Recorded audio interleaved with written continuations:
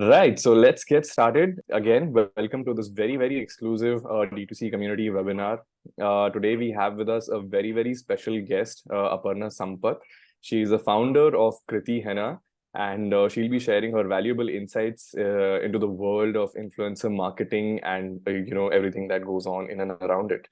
Just talking a little bit about her brand, Kriti Henna is she's basically embodies Aparna's unwavering commitment to her daughter, Sukriti, and her grandmother's profound knowledge, and also her expertise in basically henna, which is how Kriti and henna come into place. That's a little bit of an intro into her brand, and I will, of course, let her take the floor and talk a little bit more about how she's built up her brand in the past few years, and of course she'll be speaking about her experience as well.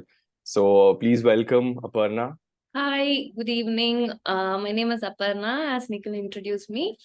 I own a brand called Kriti Henna that's named after my daughter, Sukriti.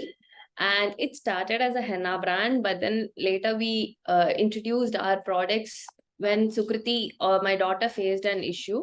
And later that developed into a brand with the help of friends, family who recommended my products, and slowly it began to grow. At one point, it was just a circle of friends and family, with the level of growth being stagnant. And that is when I stumbled upon influencer marketing. It was an accident, like most inventions are, but it was an accident for me. It was something very new for me. I was not into social media back then, and whatever sales I had was through word of mouth, testimonials that my friends gave, and then they shared with their friends, and that is how it was going till then. I will tell you that story down the line when I am talking. But today I would like to tell you, rather than have a talk, rather than give out a seminar, I would like to tell you my experience on influencer marketing and how it has helped my brand grow to what it is today. So yes, that is the intro that I wanted to give.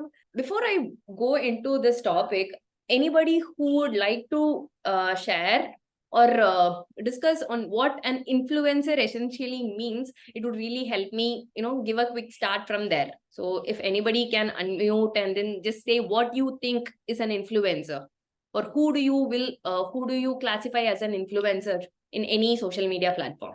If anybody can say, it'll be helpful. I have inputs, but I think I'll let somebody from the room, take that question. Anybody, you can unmute yourself and just let us know what you think an influencer is. No one? No one? Okay, I guess then I'll go. I think, according to me, an influencer is anybody who has a dedicated following. Essentially, it doesn't have to be, I'm not going to put a size to the following. It can be any size, but basically anybody who has a following and is able to influence them with, whatever their opinions or thoughts are. And yeah, I think according to me, that's what, an influencer could be classified as. Yes. So as Nikhil said, influencer, regardless the number of size of their audience, is somebody who in a specific niche or industry. I'll tell you why I'm including both words, niche and industry, in a while. But in a niche or an industry, have a sway over their own audiences. This is unrelated to the number of followers that they have. And essentially, influencers should, one, have influence over the audience that they own, two, have subject matter expert in the niche they are in or the industry they are in. But sadly, not always this works out. But traditionally, ideally, this should be the case. And so, right, what influencer marketing is a strategic approach. It is not just going about to any person with n number of followers and say promote my products or promote my brand or like make them see my brand, but it is actually a strategic and calculated approach where any brand collaborates with any individual who is an influencer over the social media platform, requiring a specific result. These results can vary, and I'll tell you what are the usual categories of results that we look for in an influencer marketing. So right, why this makes a difference is because they, as I said, they have a sway over their audience, and these sway will influence the opinion of their audience or followers, their behaviors indirectly, and also make them purchase or influence over their purchase decision. You may Right. not actually be looking for a product, but it would be on the back of your mind. But then when you see somebody whom you treat as an influencer showcase that product along with what they felt, it becomes relatable to you, and the authenticity and the credibility that you post to that influencer directly gets shifted to the brand, and they will be like indirectly forced to buy. You don't push them to buy, but then they will have their sway, and then they would like to try it out, which then can become a long-term customer relationship. Right. Sometimes it may not be the case always, but then it works out that way if the collaboration is successful. So why is this really relevant in today's world? As you all know, we are all digital entrepreneurs, and most of our audience, we have never seen them.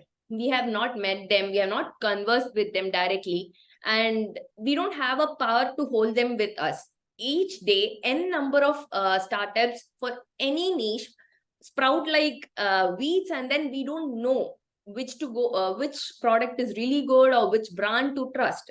And that is where this influencer comes in, and they have this credibility with their audience that makes them say, see, this brand is good, or this product is genuine, or this is good, so you can just try them out.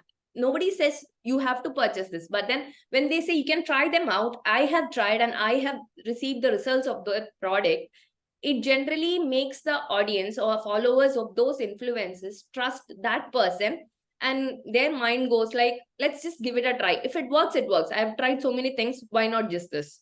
Right. In olden times, let's say like during World Cups and all, we have often seen Dhoni in a lot of engine oil ads, or like cricket players come into various ads especially during World Cup, Right. during the last World Cup. But then this is something like this is something that can be called as traditional marketing. But nowadays, imagine if I go to, let's say, Virat Kohli and then say promote my skin cream, it will be mostly held with skepticism, contempt, because though Virat Kohli is still a celebrity, he does not directly relate to my product, or his portfolio does not relate to skincare or hair care products. Right.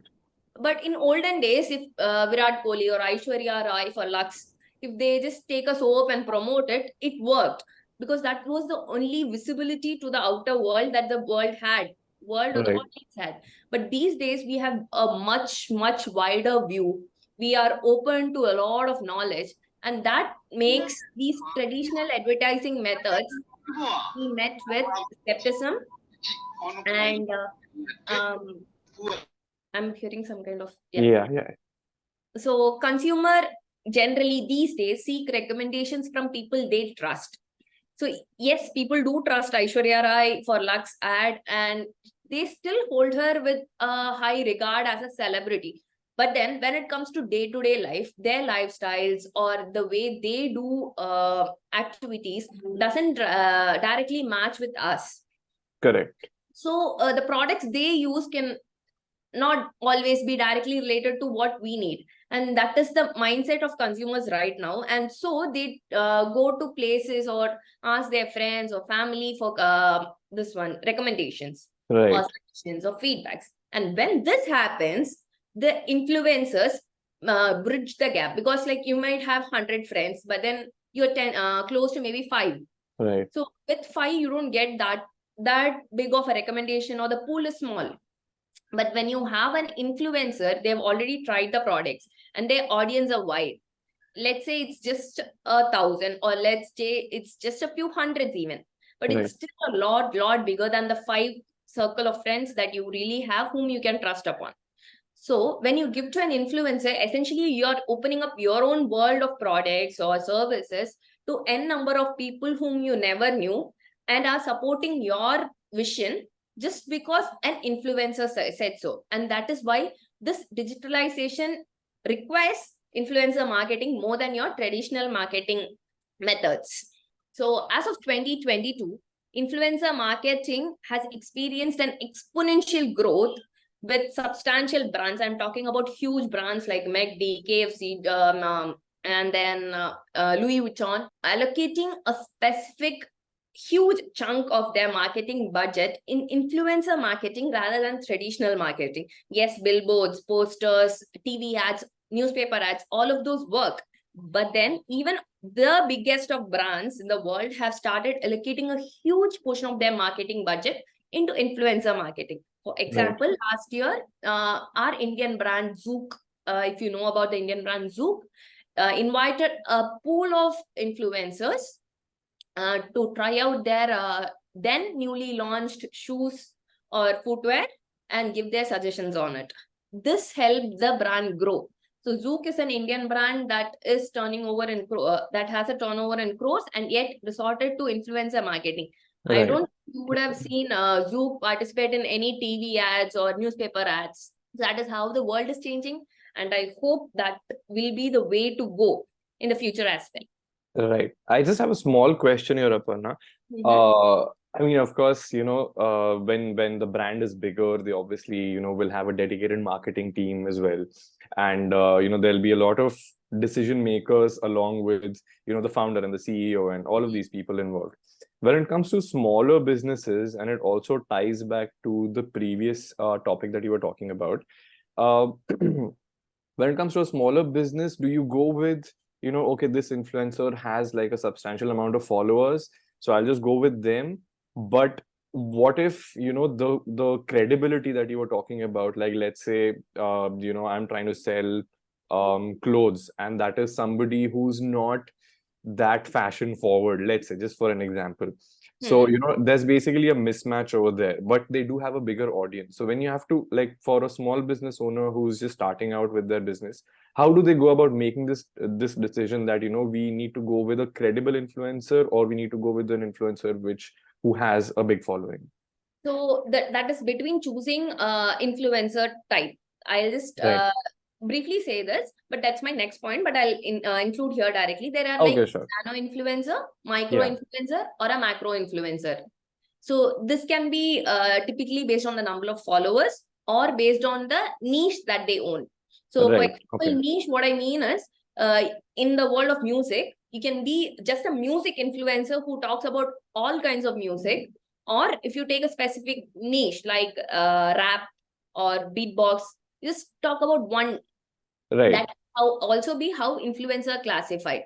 So what essentially you should see in an influencer is authentic connections and trust building. So you, regardless of the influencer size that you choose, like let's say 100K or 10K or just 1,000, regardless of the size you choose, the influencer trust and the expertise that they show in their field, that is what makes your influence or the collaboration work. Got it. While choosing, or just before choosing, because the entire work has to be done by you, as you will be a solopreneur or a very small team to work with. Sit and research in the sense, first, what is your target or your goal? Set that properly. Second, write down clearly what you want to convey. Is it, tell what is your content or what is your belief, and then check if that influencer resonates with you. Let's say if I go to XYZ influencer and then I say, see, I need this and this, but then she is more into brands that put forward chemical based or like something that gives quicker result. Essentially, she's an influencer who does cosmetics, so we resonate on both. But she's more into fast acting, but mine are slow acting with zero side effects. So I cannot go with her because our values don't resonate, even though our values are same. So sit and write what your beliefs are. What is the content that you want to put forward? What is the message that you want to convey? And then start researching. Take out a list of potential influencers and dive into their social media. When I say dive, I'm just like, go deep. From the content that they create, the captions they write, and the engagement that they have. So, but when I say this engagement, it is not the number of likes, it is not the number of shares. What it actually means is the comments that you see in their portfolio. For example, I have seen people with 200K followers having over thousands of captions when they put out an ad. Right. But then most of them would be, oh, so beautiful, you look nice, you look pretty, the content is good. The content essentially does not, make an impact, which means that influencer isn't right for you. Okay. But let's just say you have 5,000 followers and you have 300 comments on your post, out of which, let's say 150 of them say, this product looks promising, or how long did you try? These are like genuine inquiries for the product. Right. Or let's say, what was the price of the product? Somebody who shows interest on that product. Things that actually matter, rather than saying this is beautiful, you look good, the product is nicely packaged. How these are like ways between influencers to make sure the engagement is high. That is why I say, like, deep down, go deep and then dive and see what they are doing. Check Right. out each comment for at least 50 or 100 posts. I know it takes a lot of time, but then that is what will get you the right influencer for you. Right. Not talking about if it is a nano influencer, micro influencer, or a macro influencer. Whichever Correct. influencer it is, go deep down, dive, see what they are doing. Next is consistency. Let's say they have around 100 posts over the following 1 year. For the past year, they put only 100 posts. Though they are getting 100 or 200 or thousands of likes, it may not always resonate with the customer because they are not consistent. Their customer ideologies might have changed. Right. And a lot of their followers might just be there, which means they are just dead ends, which won't work for us. So see how consistent they are.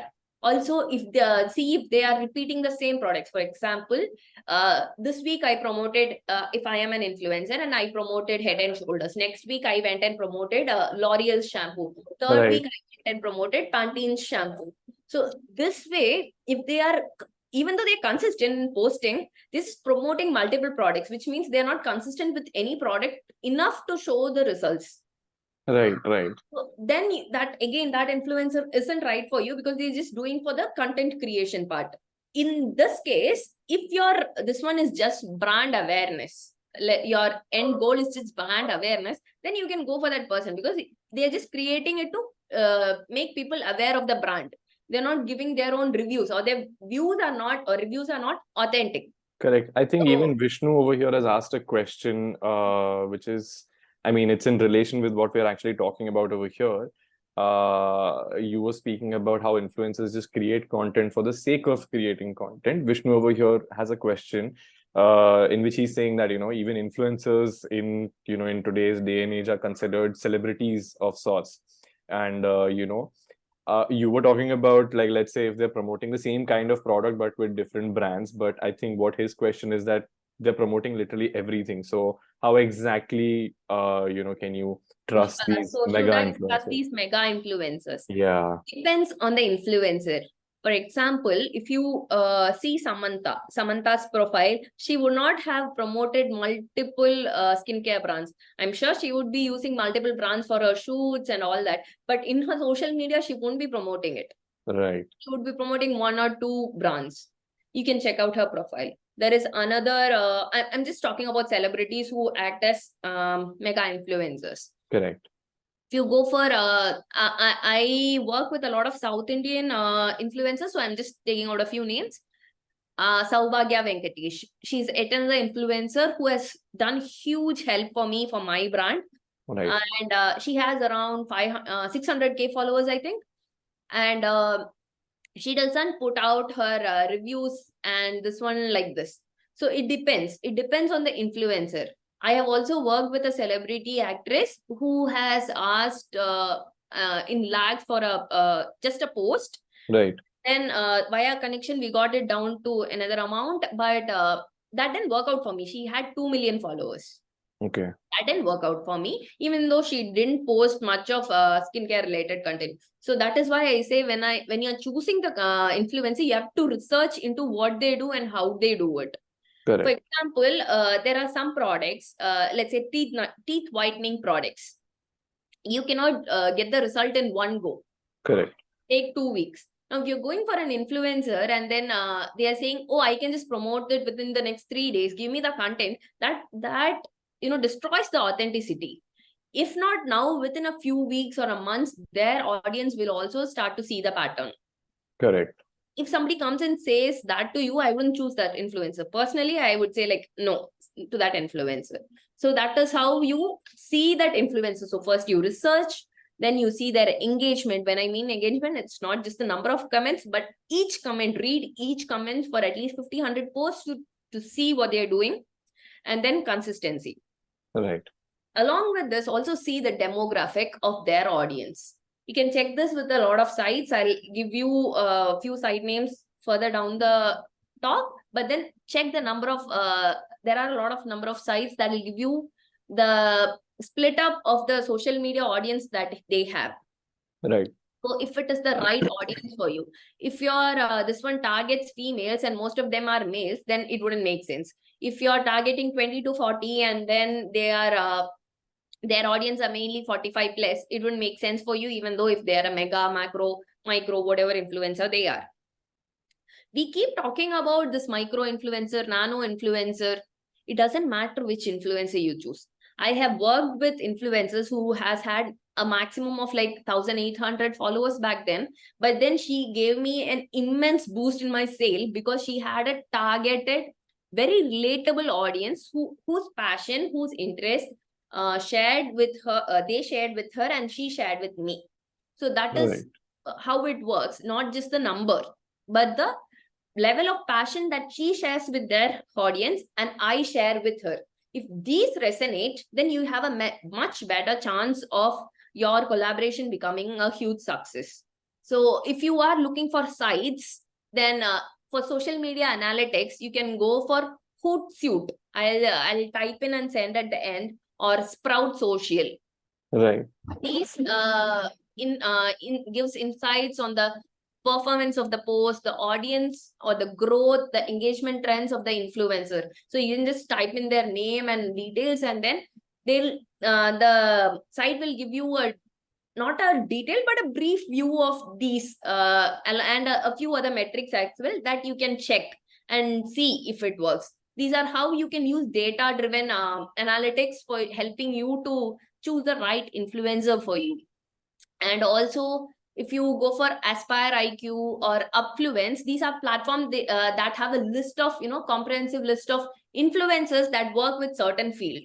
If your business is, let's say, dress, then you go to a fashion influencer and ask them to promote it. You don't go to somebody who is into rap music and say, hey, please promote my products. That will not resonate with the brand. So you have to choose somebody within your niche.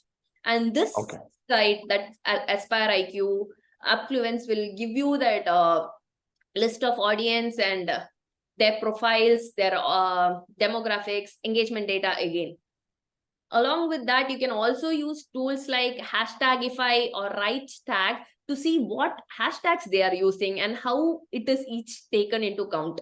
For example, if we keep saying influencer post or like makeup for the day or get it right done, or something that's very vague, people might see it a lot, but that will not be what resonates to you. Correct. If they are using a lot of generic hashtags to promote their influencer category, then that again isn't right for you. So I think, Aparna, we have a perfect question. So like, let's say people have gone through these tools and they've recognized whichever influencer they want to reach out to after their, intense research. How exactly do you open the conversation with them? Like, do you straight up DM them, or do you, reach out to their agent or email IDs, or how do you go about it? So it depends on the type of influencer. If it is a nano or a micro influencer, essentially like us, they'll be like one person do it all. Then you can just check their website, profile. They would have written like DM to contact me or message to contact me or write up an email. They would have mentioned in their profile, if you're an actual influencer, they would have mentioned how to contact them on their profile. So you can just go into that and you have to craft a proper message, a proper intro message that will help them see if you are the right fit for their brand or their publicity as well. It's just not a one-way street. For them also it matters. Right. So yes. So in that case, just craft a proper message. For me, what I do is, first I introduce myself. Hi, I'm so and so. I have this brand for the past 4 years. It is named after my daughter who had this issue. That is why we created it. How this has grown over the past 4 years. And this is how it's still working. This is my belief. I write my beliefs. And then say, would you be up for trying up my products for your like specified amount of time? You can specify the time and give your thoughts on it. So I have Okay. put forward my entire portfolio to her. It is now up to her to choose. Okay. Okay. Right. So just don't go and say, hey, can we collaborate? This most Right. of the time results in a negative, this one, unless they are very serious about their work, they say like, okay. And they don't have that thought process whether this will work for them. Most of them do it for money. It is Correct. you Correct. who have to refine your this one. And if it resonates with their message, they are more inclined to do a better job at their, ad or promotion, because they resonate to your message. And that Correct. first message will make the best impact. So Correct. rather than just sending, hey, can we collaborate? Are you up for a collaboration or something like that?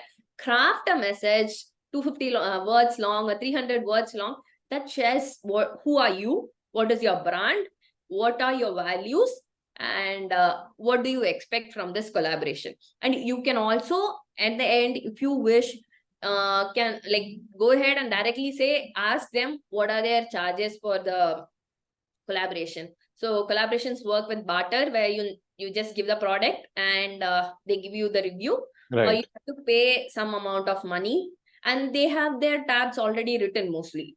So Okay. they said, if they find you very credible, they'll be up for some kind of bargaining. All of this depends on how you talk. That initial message will make the impact. Right. My Right. message is around 500 words long. So only if people read it, they reply back to me. So Okay. yeah, so that reduces the amount of conversations that we need to have to confirm into a collaboration. I would Okay. say, So in your experience, you've seen that in the first message itself, give them all the information that they'll need. not exactly all the information, but rather, see, marketing is a hook, right? You just put on the hook and they have to catch it. And Yeah. they resonate, they catch it. Okay. Okay. So I give them the knickknacks of my business that made me and my business what it is today. Right. And this is my struggle, and this is how I have grown. Okay. Okay. And though this is a business, though this is a human, it is still a business. So I also urge everybody, humans are very emotional. So when you talk or message, play to your strength and ask and like touch the perfect emotions of that influencer. They'll be keen to do what they need to do for you in a better way and at a lesser cost. Right. That's wonderful advice, actually. Yeah. Resonate, tell your story. That is more important. What you feel, or why is your brand special? What makes it stand out? If it is sari brand, there are hundreds of sari brands. Why should I choose you? For my skincare brand, there are like so many skincare brands. Why should I choose you? Like, so you have one message or one thing that sets you apart. That's basically a USP. Use that USP to, make that influencer work for you. Right. And when you ask them to work for you, make sure that you tell them this is what you want. Make sure you align your influencer into your brand and your values, or rather they align to yours, so that they don't have to change and you don't have to change. If only these are same, you carry forward the collaboration. Right. And discuss with them, this is what you want. Don't just say, you can do whatever you want with my product, just give me a review. Say, this is what I'm expecting. I'm expecting a genuine review for your followers, urging them to buy in case you like it. Correct. So as I said, I stumbled upon my influencer marketing journey on a accident. So I was just doing my henna back then, and that was my gig. And one time I was invited for a party henna at a home. Right. I was this one putting my own henna. I didn't know she was an influencer back then. She had around 23,000 followers, and I hardly had around 400. Most of them were my friends, and they were obligated to follow me because I just started my brand. So Correct. while I was putting henna, we just got into talking, and I saw her with a lot of acne over this region. And then she was telling how it was very hard for her to find a perfect cure for it or permanent cure for it, because she has tried so many medications, gone to doctors, lots of creams and everything, but at the end of the day, it still comes back. Right. I just put in a message. See, she was the one who contacted me, so she already has all my details. I just put forward to her. See, I am not into social media, and but if you can try my product and see, uh, just tell me how it is, because I think it will work. I trust my herbs, and I think it will work for you. So I didn't know she was an influencer back then. She said, okay, so how much do I pay for it? I said, you don't have to pay for it, but give me a review on your social media page. I didn't even know she was an influencer. I just knew that she had a considerable amount of following. I didn't even know the number of following, because she contacted me via WhatsApp. Right. I waited for 3 months for her review with pictures, with a video message. She put forward that message to me saying that it helped her. She Okay. showed the transformation month by month and then week by week. So this kind of effort when an influencer takes for you, overnight, I went from 200 to almost 3,000. That was like one day. And she uploaded the YouTube video from her part. I didn't even know she was on YouTube, but she uploaded the YouTube video on her part, from which that was uploaded for 3 years ago, from which I still get sales. Wow. So that Okay. is how a successful collaboration works. Yeah. And till date, anybody who asks her, she refers to me. She has worked with almost 200 or 250 brands, most of which are homegrown, from over this past 3 years. But then she still refers me for most of her issues. Wow. That Okay. is how you build a trustworthy audience, because over the past 3 years, whomever she has referred has still stayed with me, and that number is not small. I am telling, around 150, 200 of her followers are still clients of mine. They are not followers, but clients of mine, and they're still doing business with me. Right. Right. So you have to resonate with your audience, and they have to resonate with the influencer as well. Only if the triangle is complete, you get a successful collaboration. Things when you so measuring ROI, that is my next topic. Yeah. Yeah. Correct. I was going to get to that question because it's pretty like it was almost directly connected to what you were talking about. Yeah. So first, set the goals. That's what I said. What do you want from this marketing or influencer marketing? What are you requesting from this collaboration? Is it brand awareness? Is it website visits? Is it sales? Is it knowledge about the services? So set your goals clearly before you go to your influencer. Right. Second is, after you talk to the influencer and set your goals and everything, measure how actively the audience has interacted with the content. Again, it does not mean, wow, good, this is promising and all that, but proper engagement. As in, like, who are all genuinely requesting about the products or the details. And then track how, like, from them, whoever is coming to you, track how the conversation is going with that particular client. You can use tools like Google Analytics or social media insights to see which demographics you are getting your new followers from, or the reach, or which post has given you the engagement. But Right. if you are just a beginner and have 1 or 2 people working for you, easier ways to do this are give promo codes. Let's say if I'm working with my name is Aparna, right? So I just can go ahead and say, if you are coming from Aparna's page, then Correct. use Aparna12. That'll give you a 12% discount. Okay. So Yeah. if it even if your sales is directly into the website, you are not personally dealing, we will know it is Aparna12. So it is coming from the influencer Aparna. Correct. Let's say I'll give you a different code, Nikhil50, 50% off from anybody who comes through Nikhil. So we can measure that way. So you can churn the number of this one from that. Second Right. is like specific influencers, specific offers. Let's say whomever comes to through Aparna will get an aloe gel free for all orders over 500. Whoever comes through Nikhil will get a rose powder free from like orders over 500 or something. So you Right. can measure that way also, how many you have sold a particular product, and then like how many rose powders or aloe gels have sold out. Correct. Correct. So these are easy ways to keep track. Otherwise, you need to go and talk through Google Analytics, wherein you set up metrics to see how each click-through rates are coming. But then you have to closely monitor them and alter them. But if you're a small brand, if you're beginning, you can just go through giveaways or these promo codes, or then offer specific to influencers to check. But then whichever it is, have a deadline. Let's say somebody comes to you after 3 months and says, hey, I just saw that. You can politely say this has ended, because you would have moved on to another influencer by then. And so whichever way it is, we always face challenges.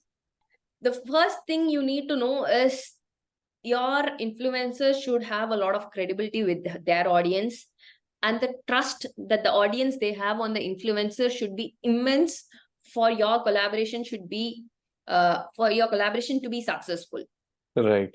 For this, first have guidelines on how you work.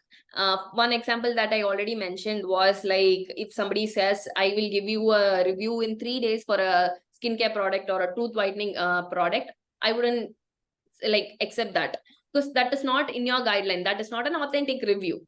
Second, educate your influencers on your core brand values, on what you consider is important. Third is like, so the FTC or the federation has said, you should not be ambiguous about the ads that you do. And for this specific purpose, they've also released the paid partnership tag on Instagram. Right. So make sure you ask your influencer to add this. Later on, if they are really into your product, they can go ahead and do a second post, which is not essentially a paid ad, and that they can mention. But we had the earlier question, right? How can we trust these mega influencers? Right. This way, you make sure that you are saying, make sure it is ad or say it is sponsored, but then I genuinely like it. Right. Right. Like all this, you can also give your influencer freedom to see how they do, because the art of storytelling works very well because it is their audience and they resonate to her words or his words. So the way they project should not change just because you are saying this is how I want it. So give them the creative freedom, but at the same time, make sure they stick to your guidelines. Correct. Okay. Okay. And in this time, there is like absolutely, you post one video, you post one reel, you are sure that you will get some kind of backlash. Right. First is you talk to that person. What, like, be open and in communicating what is the issue or this one, and make sure you find a constructive solution to that. For example, if somebody just comes and points out this is ridiculous or the product does not work at all, just go back to your page or go back to your site or go back through your chats and see if that person has actually ordered from you. Because there are random people who will come and comment on random influencers page stating this product does not work or this product is rubbish or whatever. Yeah. Make sure you are clear on your side. And then talk to the influencer stating that you received this message on their page, right, their video. What should be done about it? Openly communicate. Make a group chat or talk to, like, make it a 3-way communication wherein you discuss why they told this. Okay. If they are not into it and just, keeping on talking rubbish, you can just delete the comment. You can let go of it without thinking much. But if there's a genuinity in it, right, handle it ethically. Don't just block them. Handle it ethically. See what is an issue and solve the problem. For me personally, if it is a skincare brand, one thing does not work for everybody. You have to customize it in different ways. So you can just say you're sorry for that. So you can just give them a compensation of, like, let's say 12% or 15% on their next product or next purchase. On products like aloe gel, that works for everybody. It is not a target specific product. Correct. Something like that. Or you can say, if you're not in a position to, financially compensate them, then just apologize and say or ask what can be done to make their better. If they just, working towards getting a refund completely, if that works for you, well and good. If it does not work for you, say politely what this is. Right. So ideally, I mean, if the concern seems genuine, just make the people, make them feel heard, like you're listening to them. Exactly. So make sure the impact of the concern on that person is lessened. Correct. but it does not affect your brand's reputation. So make decision that is aligned with your values. Wonderful. Okay. There was another question over here. I think Chaya had a question, which was when you were speaking about promo codes and discount codes. That what basically she's saying is that approach works when you're tracking sales. But what if the objective is brand building, and you just want brand awareness for your business or whatever your product is? How do you how would you be able to track that? Especially on social media when That the is when Google Analytics comes into play. The number of engagements that happen, so the views that you get. Awareness is, you cannot measure awareness because they can just see and forget about it. That depends on the specific ad. So that is where Google Analytics comes into play, where you can see how much engagement has occurred. right. Because you're not converting into sales. If it is sales, if it is visits or something like that, it is measurable via clicks or Right. via orders. But it is brand building, brand awareness. It is more into analytics, where you review each post or each influencer's post and how it has helped that through number of shares. If I really like the brand's post, I might share it, or Right. I would have saved it to go back to and check when it is needed. Such things you can keep track via Google Analytics or the sites that I mentioned. That will give you an analytical view of what has happened with that specific collaboration. So that is the only Oh, way to track awareness or the brand building part. So yes, I have Rakesh has asked about negative feedbacks for my products. Yes, this product is ridiculous is one comment that I have actually faced, but that was somebody I have not even sold my product to, and that person did not follow me. So we had a group chat with the influencer asking why he posted that, and he blocked both of us. So we just had to delete the comment. So that is why I gave that suggestion. I think a good follow-up question to that is what I think Lavisha is asking. If she's basically asking if, what are or what is the biggest challenge that you faced in your, influencer marketing journey, so to say. So maybe an anecdote that has, been a very big learning for you, and you would definitely, advise or suggest people to maybe do the same thing as whatever, however you handled it. So first challenge was like my collaboration's not working. I have like as I said, I worked with celebrities who had 2 million followers and plus, and I hardly got one sale with them. Right. So yeah, that is when I learned the size of an influencer does not matter. What matters is whether the audience of the influencer actually resonate with you. So I have worked with an influencer called Anuradha who had 3,000 followers, and I really got around 45 sales from that single post that she posted after using for around 45 days, and showing the growth that that she had with her hair, and how her frizz was before and how her frizz was after. And also she mentioned the other products she used. She just not Okay. did not post my brand, but she Right. used some other brand's shampoo, she used some other brand's some other product.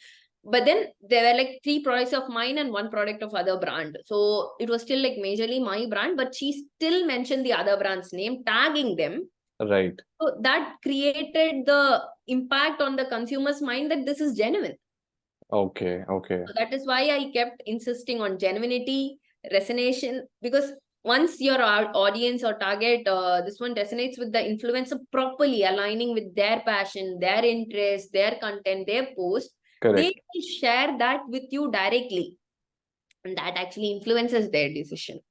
The next is giving exorbitant amount of this one money for collaborations. That is why now I stick to micro or nano influencers, because though the results are not huge as the mega influencers, I get considerable amount of returns for the amount that I keep paying. Instead of shelling out, let's say 50,000 for one influencer post, if I give, let's say 4,000 for an micro influencer, and she Hmm. gives me 25 sales, that is more than enough for me personally. Because once I am able to convince the new customer of my product, at least 50 or 60% of them return to me, and the return sales are actually profits for me, because then they are my customers. They are not the influencer audience, but now they have become my customers directly, and they come to me and purchase without the help of that influencer. So the Correct. repeated sales are a profit for me, and that is why this choosing your right influencer is the biggest thing. And I had my huge pitfalls on that part. Now I choose them very carefully. That is why I spend around 2 months following, almost stalking an influencer through their social media, just on the posts that they put and the products that they promote before accepting a collaboration. And one point I missed out is that once you do a collaborations, you are bound to get n number of requests from influencers fast requesting for you for a collaboration. Just don't Okay. go and blindly accept everybody. Even if it is their side requesting you, still deep dive into the person's Insta page and see if that person matches you. They would still accept for barter collaboration, which you think may be a steal deal because you're not shelling out any money. But still, it is your product, your hard work that goes to them. Right. Even if it is a message from them requesting you for a collaboration, talk to them and politely decline, say, hey, our values don't match, or I'm not looking into a collaboration right now. We just finished the collaboration for March or April or whichever month it is. And then we can get back to you. You can just politely say no. I think we just got another question. So this is regarding budget planning. It depends Yep. on what kind of product, what kind of business, and what kind of funds you have. For some months, I have allocated a huge number of like huge amount into marketing, and maybe for the next 2-3 months, I have piggy banked on that same thing. And some months I have had to shell out a little more because of my visibility becoming low. Right. Depends on the brand, it depends on the funds, it depends on the season even. If it is Diwali season, food is going to go more. I mean, food, sweets are going to go more. Nobody will be interested in shelling out on bags, college bags, or at that time. So it depends on a lot of factors, how much you need to. But I would say at least 20-25% of what you are, planning to save should go into that. I mean, your profits should go back into at least this. 20%, Okay. I would say, is okay.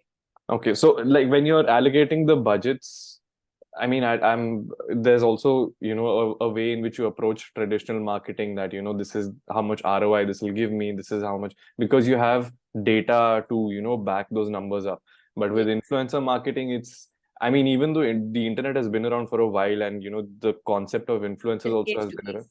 Yeah, it's case to case, and there's still a lot of ambiguity when it comes to, understanding how exactly to approach this. So would you say that like the 20-25% would work for, because when you say small businesses, again, there's a range of small businesses. Some of them have been there for, like 5-6 years, and they're still considered a small business because, of the rate of growth. Some of them, just hit it big within the first few months. So like the percentage should ideally be the same. Would you suggest that only? It No. depends on their growth. It depends on, Yeah. it varies based on season, based on their trends, based on their demographic, based Correct. on Correct. growth, everything. So it varies. Even by month, I would say it varies. Yeah. So again, it is subjective. So ideally, you should, again, it will be tied back to the same thing where you should do your research and see what is best for your particular You business. can shell out a little more this month if you find a really good influencer, and then, as I said, piggyback on that for the next month Yeah. and Yeah. reduce your budget for them. Okay, that's a wonderful suggestion, Aparna. So I think that sort of brings us to the end of the session. If you'd want to conclude it by sharing any So yeah, final I just thoughts that you have. wanted to say thank you. Thank you, Nikhil and Rahi, for helping me out and giving this helping me bring out the session. And I hope you really guys got some knowledge out of me. And in case you need anything, you can just DM me via Instagram, Kriti Henna. That would be my Insta ID. Yes, for anybody who's not following Kriti already, please do. Of course, when whoever's watching right now, please do go follow it. And whoever's going to be watching it later on whichever platform you see this video on, in the description, you'll find the link to Aparna's Instagram handle. Please do reach out to her if you have any questions. And thank you, Aparna, for taking time out and talking with us and our beautiful members of the community and helping them out with this. very, very extremely interesting topic, that is influencer marketing. I'm pretty sure if we speak with you again a few months down the line, you'll have fresher insights to share, and things will have changed then also.